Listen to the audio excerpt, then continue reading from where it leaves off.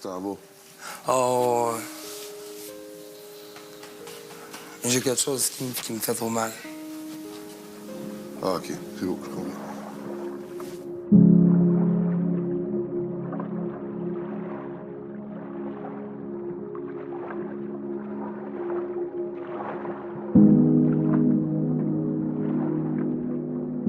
On m'a téléphoné un matin. C'était la production de Love Story All-Star qui m'a invité, dans le fond, à participer à Love Story All-Star pour un peu brouiller les cartes avec 2 candidats d'Occupation Double. J'appelle sur le plateau les lofters numéros 14 et 15, 2 stars de la télé-réalité, Alexandra et Gabriel d'Occupation Double. Un peu avant le début du tournage, ma mère m'appelle, elle est à l'hôpital. Dans le fond, elle s'est réveillée avec de la tachycardie, donc un rythme cardiaque élevé. Elle m'annonce qu'ils vont l'opérer, que c'est une opération de routine. On est en 2009. Le jour de l'opération, dans le fond, j'ai un appel dans la nuit de mon beau-père qui m'indique que ça a mal tourné puis qu'elle était sur des respirateurs cardiaques. Je me suis rendu à l'hôpital en urgence. Moi, mon frère puis mon beau-père, on a décidé de procéder au débranchement là, parce qu'au niveau cérébral, elle a perdu un gros pourcentage de ses capacités. Puis j'ai décidé d'entrer dans le Love Story quand même parce que je faisais abstraction de mes émotions. Je voulais pas les vivre. Je suis quelqu'un qui consommait, mais à ce moment-là, j'ai ouvert plusieurs bouteilles de bière, je peux le dire. Là. Puis rendu à l'émission, ça a pas été comme prévu. Minute, mon chum. Toi, c'est comme t'es... Tu sais, je veux dire, t'es pas chez vous, c'est tes visiteurs. J'ai eu beaucoup de la misère à me faire accepter en entrant dans le Love. Le fait que je venais d'une télésérie un peu concurrente à l'époque, là. Je me souviens, là, Mathieu Baron m'a challengé. Ça a fait en sorte que je me sentais pas nécessairement très bien. Je me suis rappelé là, l'intimidation que j'ai vécue au secondaire, des mauvais flashbacks. J'avais pas de lit attribué. Fait qu'après 3 jours, ma tête commençait à spinner. Beaucoup de pensées par rapport à l'acceptation du deuil de ma mère. Puis j'ai pensé à une phrase qui est « L'acceptation, dans le fond, c'est le fait de trouver le bonheur dans sa vie. Si tu acceptes qu'est-ce qui t'arrive dans ta vie, tu vas trouver le bonheur. » Puis j'en ai fait comme ma mission. C'était pour ça que j'étais venu à Love Story, pour trouver ce message-là. Puis là, je voulais le partager au reste des gens. T'as l'air nerveux, regarde. Un peu, je m'en vais dans je sais pas combien de temps. Comment ça? Parce que j'ai donné mon 12 heures de préavis. Pourquoi c'est ça? Arcasio, tu peux-tu y expliquer? Il a donné son 12 heures de préavis parce qu'il, selon lui, a accompli sa mission, le pourquoi il était venu ici. Vous faites une blague ou quoi? Puis voilà. J'essayais d'un peu combattre les regards qui étaient, bon, il est bizarre, lui, ou ces choses-là, ce qui me faisait encore plus paniquer. Première psychose, on ne sait pas à quoi s'attendre. On ne sait jamais, là, on se contrôle pas trop. Là. J'étais vraiment dans les réflexions, dans la manie. Mes pensées allaient très rapidement. Je faisais des liens avec tout. Puis tout s'enlignait vers ce message-là. Là. J'essayais de penser à autre chose, mais ça se réalignait toujours vers ce message-là, puis comment je pouvais le véhiculer. Donc, ça a escaladé jusqu'à temps que je quitte, premièrement, le LOF après un bon moment d'attente. Puis ensuite, là, j'ai rencontré un psychologue, puis il m'a laissé partir. Mon message faisait du sens dans le sens que je lui disais que j'avais pas dormi depuis 3 jours, ma mère était décédée, je sors d'une télé-réalité, je veux juste me reposer, là. Mais au final, rendu chez moi, j'ai pas réussi à me reposer, donc je me suis retrouvé à l'hôpital Maisonneuve-Rosemont. J'ai refusé la médication parce que dans ma tête, on pensait de moi que j'étais fou, fait que j'ai eu très peur. Tu sais, on a souvent l'image de la psychiatrie par rapport au film, puis tout ça, la veste capitonnée, c'est ça qui roulait dans ma tête. Bon, c'est ça, ils vont m'enfermer, la médication va juste me rendre amorphe, ils vont me contrôler. Finalement, au bout de pratiquement la nuit entière, j'ai accepté la médication. Puis cette médication-là, je pensais qu'elle allait mettre fin à mes jours, en fait. Là. Je pensais qu'on voulait pas que je livre mon message, qui était que l'acceptation, c'était la clé du bonheur. Je me souviens même avoir dit, j'ai pas besoin de diplôme pour être psychologue ou psychiatre ou quoi que ce soit. J'ai la force de partager ce message-là, puis c'est ça la vérité de la vie, c'est ça le secret du bonheur. Il n'y a rien qui va m'empêcher de partager ça. Effectivement, je pense que le fait d'avoir été dans une télé-réalité comme Occupation Double ou Loft Story, pour Gabriel, ça a été un stresseur, là. Après, est-ce qu'il aurait fait une psychose dans un autre contexte s'il n'était jamais à Occupation Double ou à Loft Story? Probablement que oui. Mais ça reste que ça a teinté vraiment son épisode à ce moment-là. En fait, ce qui arrive dans la psychose, c'est que les gens perdent un peu leur point de repère, là. Ils ont de la difficulté à distinguer la source des stimuli, fait qu'ils savent pas toujours comme qu'est-ce qui est la différence entre leur rêve ou leur imagination puis la réalité. Mais là, dans une télé-réalité, c'est exactement ça qui se passe. Il y a vraiment du monde qui te filme, il y a des éléments qui sont contrôlés dans ton environnement hors de ce que ça devrait. Il y a vraiment du monde qui regarde, parce que souvent les patients qui ont de la psychose nous disent c'est tout le monde me regarde, tout le monde sait qu'est-ce que je fais, il y a des caméras qui me filment, des micros. Ben oui, tout ça c'est vrai dans une télé-réalité. Fait que c'est vraiment en dehors de l'expérience habituelle là, comme d'un individu. Fait que oui, je pense que ça a sûrement été un déclencheur, là. Mais c'est sûr, un peu comme dans le cas de Gabriel, c'est le fait d'avoir été dans la télé-réalité, à ce moment-là, ça a été un élément déclencheur. Bien, la même chose, la consommation de substances peut être un élément déclencheur à la psychose. Fait que c'est un peu comme mettre de l'huile sur un feu. Fait que la vulnérabilité à refaire des psychoses, elle reste, là. Donc, c'est comme une sensibilité qu'on pourrait dire génétique à ça, ce qui fait que dans d'autres contextes de stress, on a des chances de redévelopper une psychose. C'est quand même des chances très élevées, là. On parle de 80 à peu près. Là. 75 à 80 des gens qui font une première psychose vont en refaire d'autres dans leur vie. Au total, j'ai fait 4 psychoses, dans le fond. Puis le 31 octobre, ça faisait 8 ans que je n'étais pas tombé dans un état psychotique. 4 au total. Ma première était en 2009. J'ai pas reçu de diagnostic à ma sortie de l'hôpital. J'ai une maladie bipolaire. Je l'ai appris à ma deuxième psychose en 2011. J'ai été incarcéré au Mexique durant 3 semaines suite à un voyage qui a mal tourné. Ensuite de ça, j'en ai fait une en 2013 et une en 2016. Tu guéris pas de ça, en fait. Fait que c'est ça. Je pense que c'est le bon terme, la guérison. Ouais. C'est plus rare. Il y a des gens qui vont juste faire un épisode puis ils en refont pas, mais comme on a dit, c'est peut-être 20-25 là, des gens qui vont faire un seul épisode.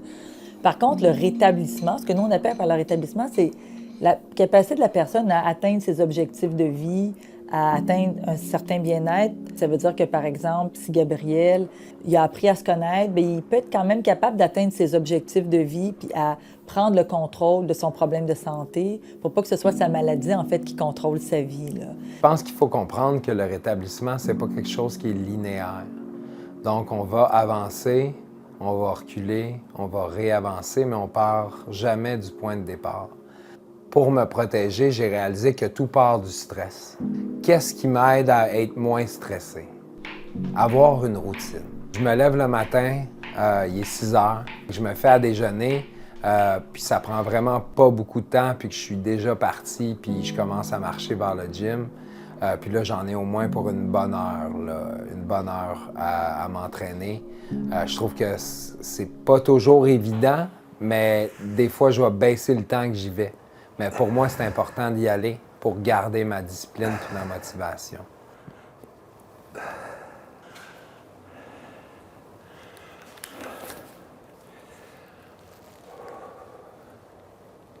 L'activité physique, des bonnes habitudes de vie, là, comme bien dormir aussi, ça fait vraiment partie de la bonne santé physique et mentale. Moi, je dis souvent aux gens aussi, comme dans les traitements, les médicaments, ils vous aident à être mieux, mais ils vous aident pas à être bien. Les médicaments, c'est un outil important en psychiatrie, surtout dans les problèmes plus sévères, là, comme la psychose, c'est un problème de santé mentale sévère. C'est pas parce que c'est sévère que ça veut dire qu'on s'en sort pas du tout. C'est vraiment un message d'espoir que je veux donner aujourd'hui. Là, on a plein de jeunes là, qui retournent à leur vie normale et ils veulent aller à l'école, ils vont à l'école, ils veulent aller travailler, ils vont travailler. Tranquillement, ils prennent confiance en eux, puis ils trouvent l'amour aussi. Puis, fait que c'est vraiment possible là, de faire une vie qu'on veut. Mais c'est sûr que il faut comme développer plein d'outils, puis les habitudes de vie saine, faire du sport, être dehors, profiter du beau soleil, c'est toutes des choses qui sont importantes aussi. Un moment vraiment important dans mon rétablissement, c'est quand je me suis dit, je veux passer à une autre étape, là. Qu'est-ce que je pourrais faire pour inspirer les autres parce que j'étais satisfait de la personne que j'étais en 2019 quand j'ai commencé à Je marche Montréal pour la santé mentale. Puis mon but, c'était d'inspirer, c'était pas nécessairement de grandir dans ce projet-là. Je suis en train de marcher. Aujourd'hui, je me suis arrêté devant un ancien appart où j'habitais avec mon ancien coloc Yann, en fait. Quand j'ai eu un épisode difficile, il a été là du début à la fin. Je trouvais ça important de dire aussi que la marche, c'est pas juste pour les personnes atteintes, mais c'est pour remercier aussi toutes les personnes là, qui aident au jour le jour les gens qui sont atteints. Donc, merci à vous. C'est grâce à vous qu'on se rétablit, puis bonne journée. Je voulais juste partager aux gens que l'activité physique, ben ça fait du bien. Mais au final, j'ai fini que c'est moi qui ai le plus grandi là-dedans, tu sais. J'ai pas terminé Je marche Montréal pour la santé mentale encore. On va voir ce que l'avenir nous réserve, mais j'ai pratiquement 2400 km de fait. Puis c'est là que vraiment mon implication en santé mentale a commencé. La paraidance est venue à moi, dans le fond, parce que je m'impliquais en santé mentale puis que je me dévouais à cette cause-là. Puis des fois, quand tu te dévoues, ben il y a des gens qui le reconnaissent. De savoir que la personne qui t'a suivi en psychiatrie te fasse confiance, qui te demande de rejoindre son équipe, je me suis dit que c'était une bonne occasion d'offrir plus parce que cette envie-là d'aider était très présente depuis des années chez moi. Ils sont comme le pont entre les patients puis, mettons, l'équipe soignante, que ce soit des médecins ou d'autres intervenants de la santé, ou même entre les patients puis l'institution au sens administratif. Là, ils vont vraiment être la parole de c'est quoi les besoins des patients. Puis si vous voulez vraiment bien organiser vos services pour qu'ils répondent aux besoins des patients, bien, c'est ça que vous devriez faire. Là. Fait que Gabriel il est impliqué dans des comités avec nous. Il est impliqué à essayer de sonder comment les patients évaluent les services pour qu'on puisse après ça améliorer les services de la bonne façon. Là, des fois, on se demande, OK, on voudrait mieux répondre aux besoins des jeunes, mais on devrait-tu développer une thérapie de groupe? Si oui, comment on devrait la faire? Fait que Gabriel, c'est ça qui amène son opinion comme personne qui l'a déjà vécu. Puis il amène aussi, bien, c'est facile pour lui d'aller demander l'avis des jeunes. Ils vont se sentir en confiance, puis ils vont répondre à ça. Puis après ça, on est capable de co-construire des choses ensemble. OK, on va être au petit parc à côté du marché. On se voit dans pas long. Dans le fond, quand je rencontre une personne en rétablissement, ce que je veux avoir comme résultat, c'est simple, c'est que l'importance d'avoir une personne sur qui compter, donc créer un lien, parce qu'on sait que la psychiatrie, c'est des fois mal perçu par certaines personnes, puis d'avoir un lien avec quelqu'un qui a la même expérience ou une expérience similaire. Donc, normaliser ce qui est arrivé à la personne, donner de l'espoir envers le rétablissement, puis simplement aussi de l'écoute. Ça peut être aussi simple que de l'écoute, ça fait toujours du bien, là. Je m'appelle Guy-Frédéric Sylvain, j'ai 34 ans. J'ai vécu mon premier épisode psychotique en 2020. Il y a eu plein de causes à ma première psychose. Il y a eu la pandémie, c'est sûr. J'étais arrêté de travailler, isolé. Je consommais beaucoup de marijuana, beaucoup de pot, beaucoup de drogue, alcool.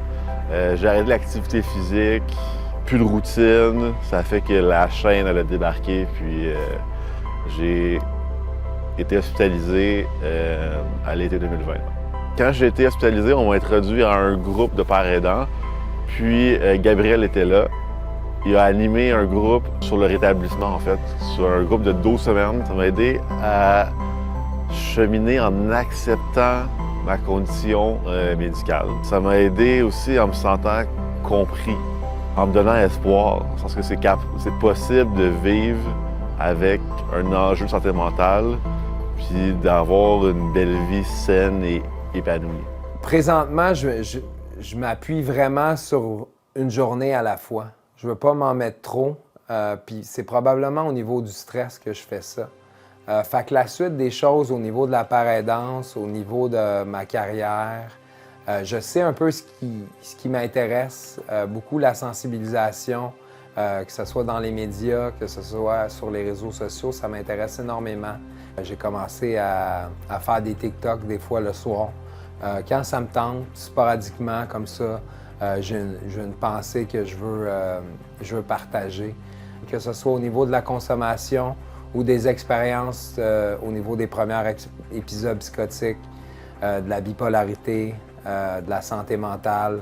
Le phénomène des réseaux sociaux, notamment TikTok, avec toutes les gens qui relatent leurs expériences. Je pense que ce que ça amène de vraiment positif, c'est que ça déstigmatise la santé mentale. Jusqu'à il n'y a pas si longtemps, là, parler de santé mentale, c'était vraiment tabou, surtout les troubles mentaux plus sévères. Puis là, on voit que les gens, ils en parlent plus facilement, ils acceptent ça plus facilement. Fait que ça, je pense que c'est vraiment l'aspect positif. Puis, mais tu sais, si les gens sensibilisent au fait que moi, j'ai eu tel problème de santé mentale, qui normalise le fait d'avoir des problèmes de santé mentale, mais qui invite les gens à consulter, secondairement à ça, puis l'importance de consulter, puis pas de s'auto-traiter. Je pense que ça, il y a vraiment une force là-dedans. Quand je regarde mon parcours de rétablissement, je peux être fier de moi. En 2011, on m'annonçait que j'avais une maladie bipolaire. Puis c'est pas du jour au lendemain que je me suis mis dans mon chemin de rétablissement, qui est différent pour chacun d'ailleurs. Pour ma part, lorsque je me suis réellement mis dans l'action, c'est là que ça a fait une réelle différence. Le rétablissement, c'est jamais linéaire, donc ça se peut que tu avances, ça se peut que tu recules, ça se peut que tu stagnes pendant un moment. C'est pour ça la patience d'ailleurs.